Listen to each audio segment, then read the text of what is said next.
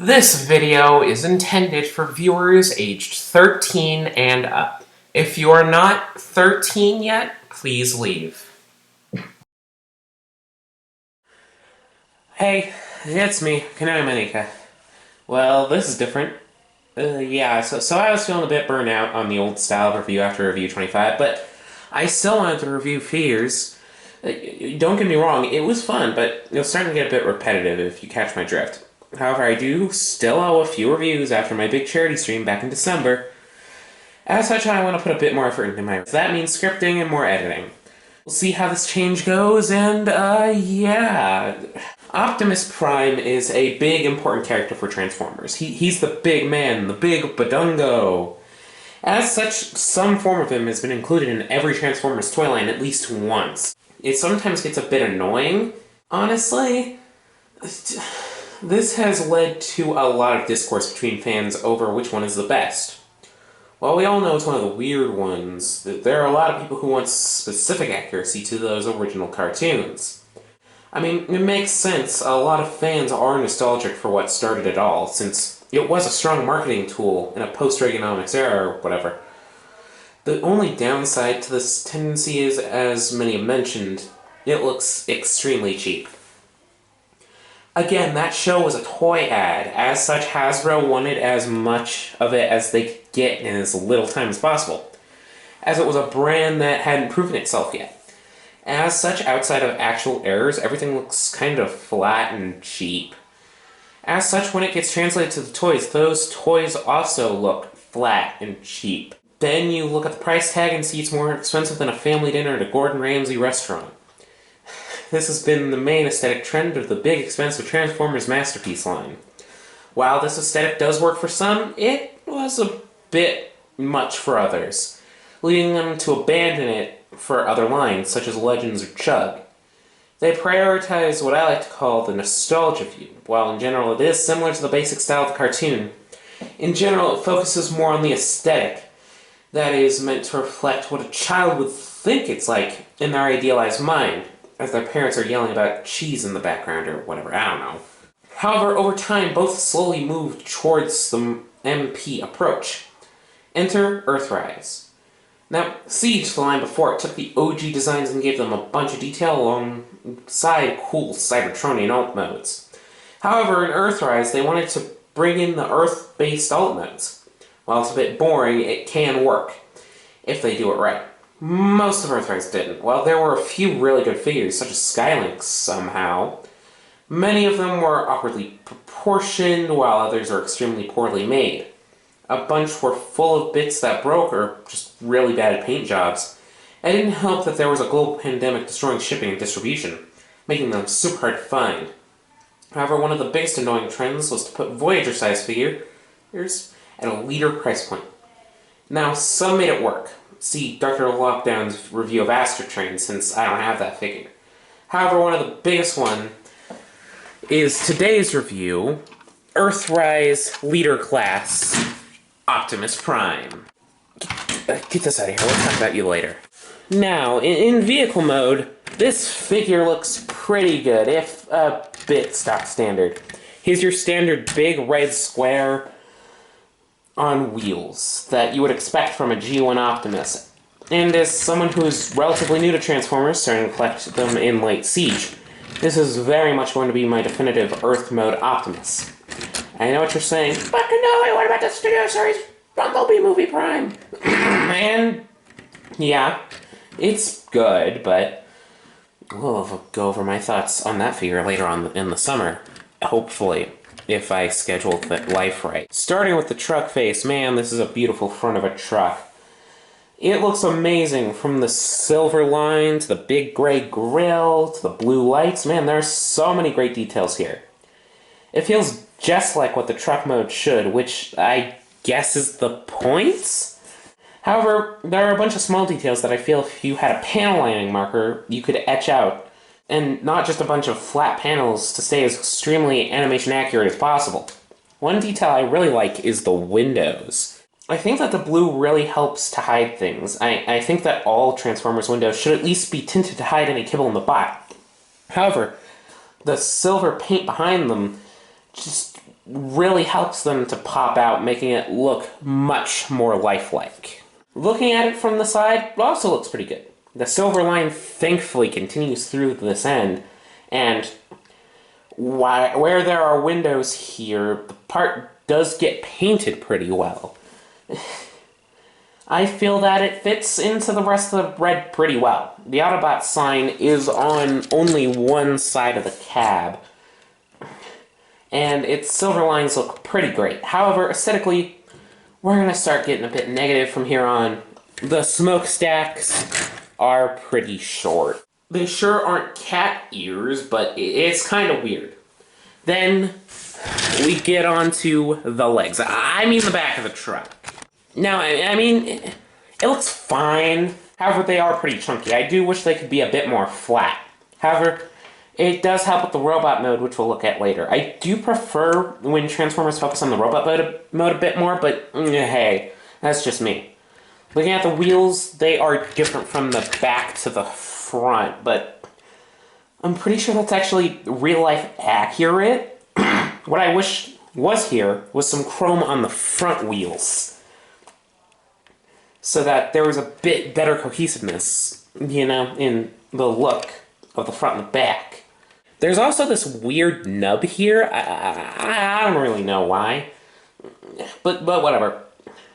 He also has a big gap here in the back, which you can see like that. He's got a big freaking gap here in the back. This is a pain of the transformation, as otherwise he would have a big block on his back. Thankfully, it is also able to act as weapon storage, as you can fold up the gun and plug it in right there. So it is a bit tight. However, really, most of these problems are nitpicks and... oh. Yeah, that. This is a problem on most modern primes, but most of these leg canisters seem unable to hold up very easily on their own. As such, they will kind of naturally fall back into place as you're just kind of playing with the figure. But like I was saying, these are mostly nitpicks, as there's one big problem here in this figure. The trailer. You see, I told you we'd get back to you.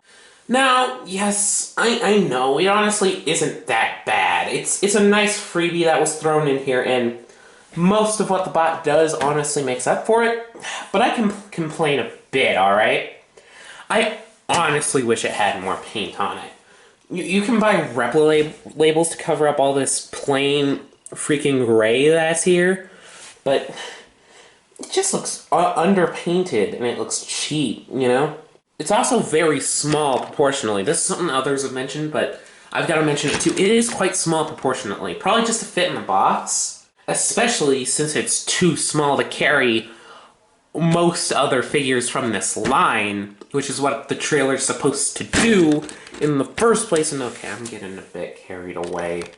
Oh yeah, also it has a kickstand, so stand on its own, that works pretty well. But my big issue here is that I feel like this is just here to justify the big leader class price tag. Because this whole set, it's leader class. It's $50. And I feel like that's mainly just because Hasbro doesn't have a $40 price line. What I feel happened, which is, this is pure conjecture, this is me memeing, I don't know shit, is that they designed a Voyager Prime. However, they went a bit overboard, and they wanted to throw in so many things that would have gone above the Voyager price point. So they just ignored the Voyager price point, went above and beyond, and said it was a leader, and then quickly designed this so I could slap it on the back. And I'm glad they include it for the price, but as a Robot fan, I just kind of throw it to the side. Moving on to articulation. Wheels. Vroom vroom. Vroom vroom. Woo. So, yeah, now time for size comparisons. He's as big as you would expect for a basic truck transformer, though he does get longer with the trailer, but not long enough for the price tag.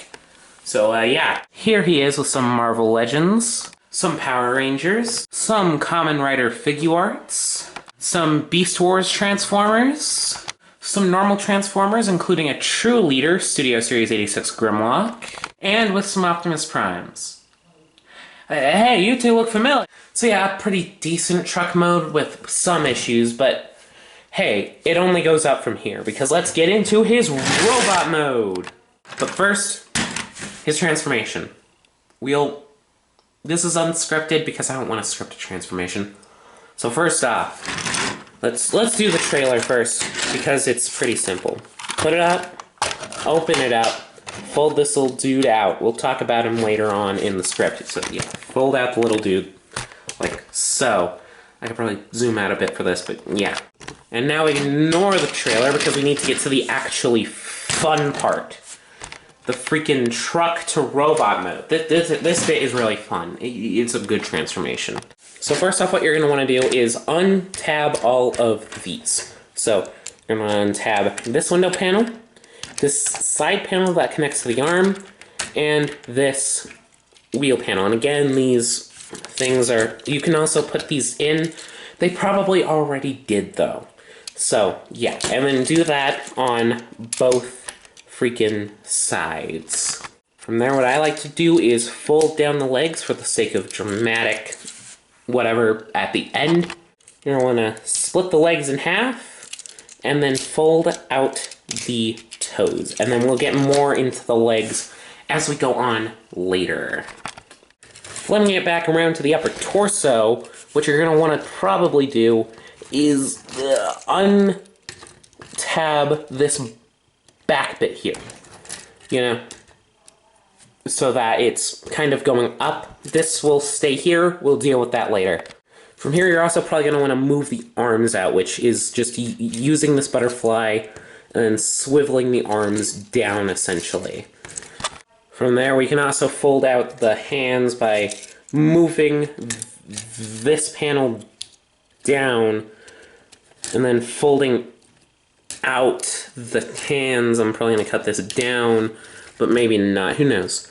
And then you're going to want to do the same on the other side, as you can see, if it'll freaking focus. There we go. From there, I like to swivel the torso around so that it's in its proper spot, but also you're going to want to fold in these back bits to fill out his back. That's a really cool bit of the transformation. I'm sorry if that was out of frame. But yeah, you see these back bits, you're going to want to fold them down. It's really cool. It helps to kind of fill out the silhouette. And from there, you can fold up his butt by folding up the bumper and folding in the wheels. For the sake of making room, we're going to have to reveal the head early by at least flipping out this panel and, oh, you're not supposed to see that. And then folding this up and folding his head out. And we're going to swivel it around for the dramatic head reveal at the end. And, yeah. From here, things get really cool. You're going to want to fold up that panel again, which is another untabbing, and then you're going to want to fold in each layer of the panels that tabbed into the side.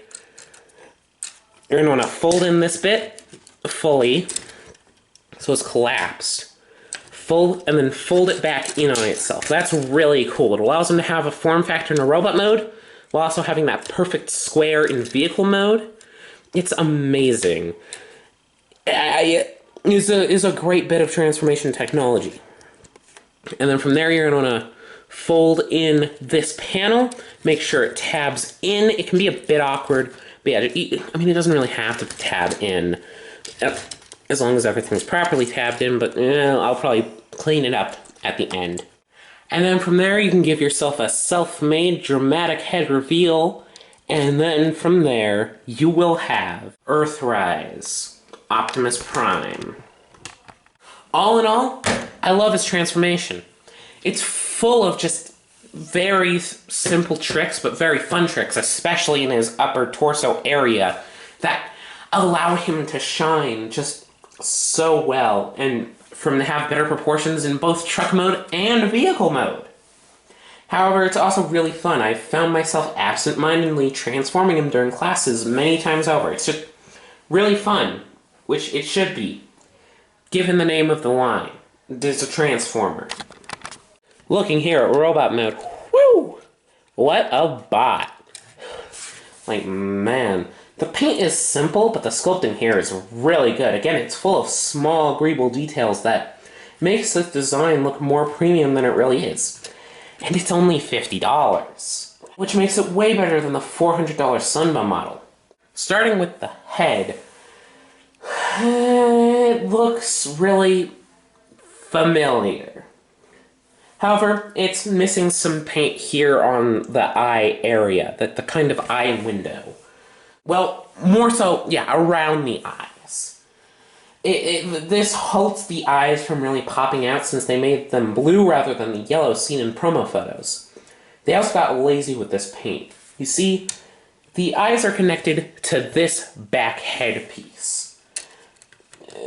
I think that they just fully painted this back head piece since it was originally a red piece for some reason, leading to two problems. One, the blue doesn't really match the rest of the head, and also it chips easily, revealing the red plastic. You can see it here on his little antenna. It's really annoying.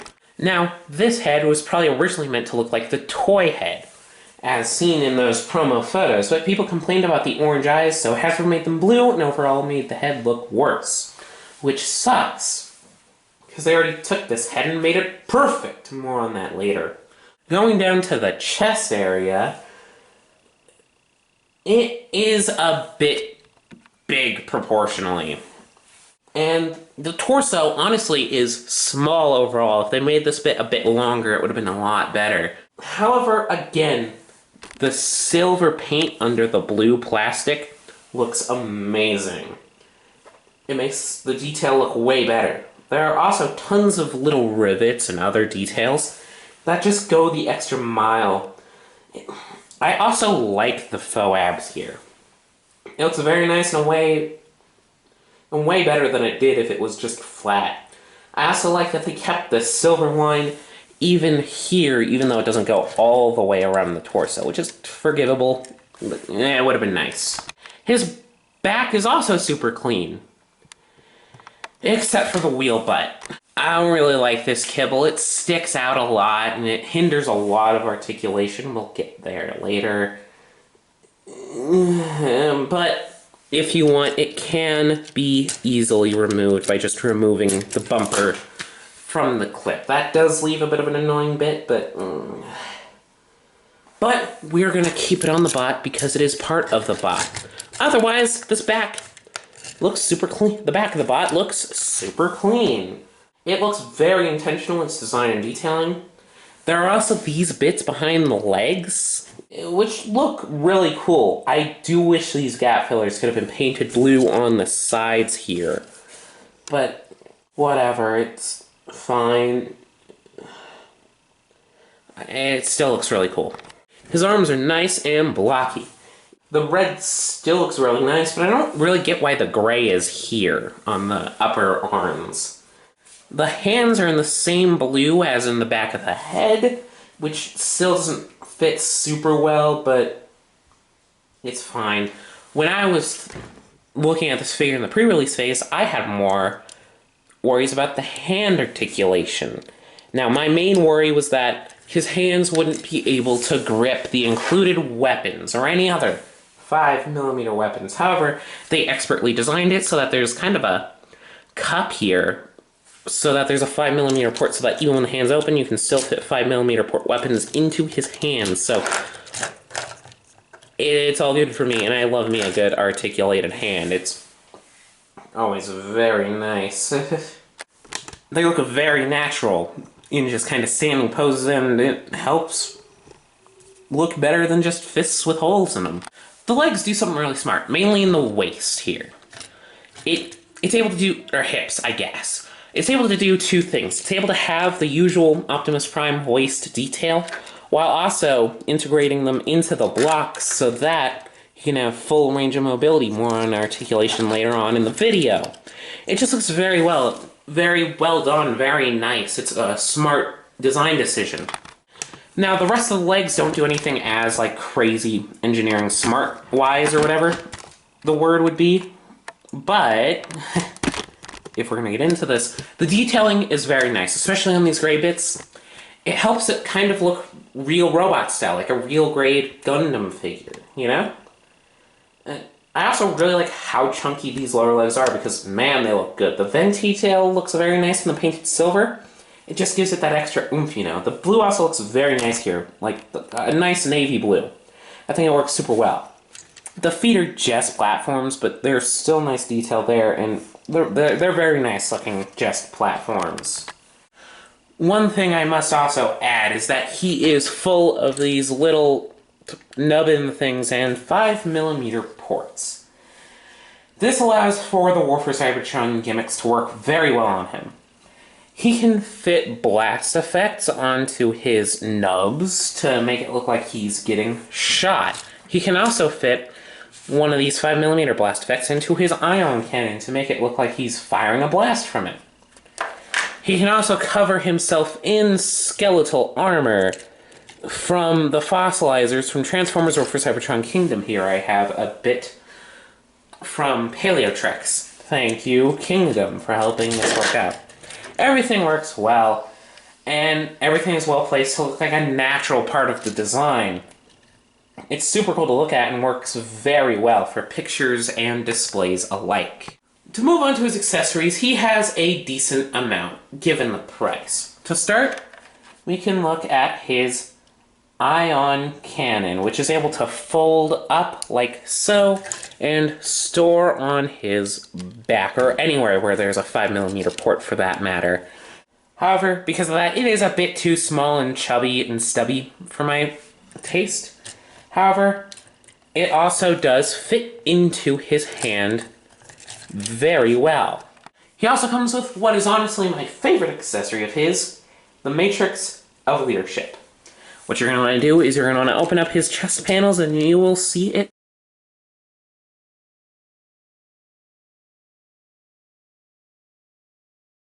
Yeah, you can take it out like so, and it looks very nice. It's very nicely painted, very nicely sculpted, and you can have him hold it with his opening fingers and thumbs. However, due to his articulation, he can't hold it across his chest, so really the best you're going to do is have him hold it over his head, like so. It looks very nice.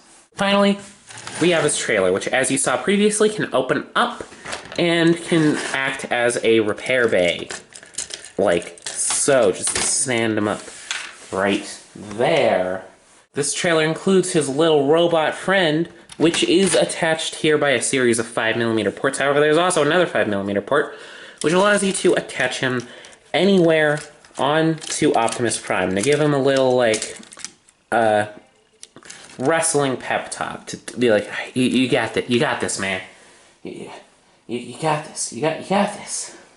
To cover his articulation, he has a double hinge system here, as well as a pair of ball joints. And using this 5mm port, you can have it be a swivel if it's there, but when it's on here, it can really just hinge down, like so.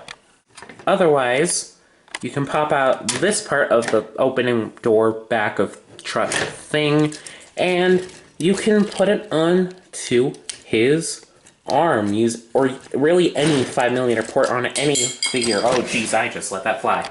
This looks really dumb. However, for the rest of the trailer on the inside, it just looks kind of plain. I honestly wish it could, even with stickers, but ideally painted detail, could have etched out all of these like little sculpted details, because if you look close, there's a lot of sculpted detail here that is sadly left behind by the non-existent paint job. I just wish he had a little bit of paint, you know? And that's all he comes with. I wish he came with a bit more, given the $50 price tag, but whatever. That means we get to move into the articulation. Optimus Prime here is a very strong example of what I like to call the Siege Standard. He has a ball joint at the head, which allows him to look up that far, down that far, tilt his head a little bit, and do a nice full 360. His arms have a backward butterfly thanks to articulation. His arms are able to go up a 90 degrees. They're able to rotate a full 360 degrees. He has a bicep swivel, a 90-degree bend at the elbow, a hand swivel, and previously mentioned finger articulation, though it's all four at once. And yeah. He has a waist swivel, but it is blocked by the removable kibble. He does get more range if you do remove it, but we're not going to remove it. And because, yeah. His hip joints are essentially universal joints, as they are able to move forward all the way. They aren't able to move fully back because of the removable kibble, and even still they do get hindered by the port block. And they're able to both move fully out for the full Van Damme. He has a thigh swivel, a knee bend that's able to go up super far. He's kicking his own butt here. He has a crazy good ankle pivot, able to do all the way. And he has a toe bend, but that's more so for transformation. While his articulation isn't the best we've gone over on this channel, it's still very good, and it's able to get him into some crazy poses. Everything's able to smoothly move, but nothing's too loose to that he's gonna fall over. It's nice and super well tolerance as well. To move on to size comparisons, he's about the size of your average Voyager class figure at a leader class price. It's a bit annoying, but I do feel like the quality of the figure does make up for it. Here he is with Marvel Legends, Power Rangers, Kamen Riders, Beast Wars, Transformers, and Primes. And you know what? I can't ignore it anymore. He steals a bunch from the Siege version. Now, there are certainly some improvements here. This figure uses the extra $20 to its advantage, with better kibble management and a better transformation. However, there's just something about our Cybertronic boy here that just draws me to it more, personally. Maybe it's the battle damage. Maybe it's the window detailing. Maybe it's the really unique use of kibble, turning it into a jetpack and armed Gatling guns. Maybe it's the better torso to leg proportions to my eye, in my opinion. I don't know, I just prefer the look of the old one. Yes, the Earthrise / Kingdom version is better. Do pick it up if you're only going for one Optimus Prime. Especially since at the time of this recording, it's pretty easy to get thanks to its Kingdom re-release, as previously mentioned. But, I don't know, I just prefer this figure on its own. I don't know, it's just my personal taste. But I could always be wrong, who knows. But yeah, I hope you enjoyed this new, slightly more scripted style review with a bit better editing. If you did, you know what to do. Help my analytics work better so I know that this should be what I do going forward. Next time, I'm just too infatuated with the reveal of the new Modica movie. We gotta talk about Genu Nobuchi next time. I'll see you later.